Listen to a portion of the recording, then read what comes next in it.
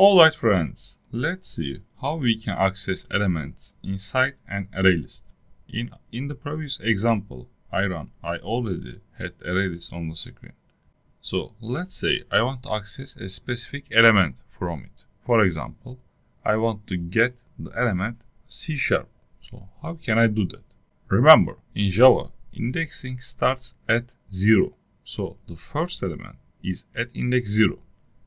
The second element is at index 1, and so on. It continues. So C# is my second element. So I need to ask for index 1 because my second element is at index 1. So how can I get this element? I come here. I store in the variable. So that's why I define string element. And then what's my name of array list? Languages. I get element by using get method. I take element. So inside the get method, I give index number. So I want my second element. That's why I give 1 here.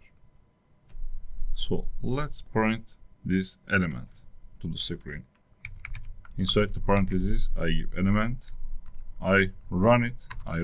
So you see C# appears on the screen. If I change it from 1 to 2, you see I access my third element. JavaScript appears on the screen.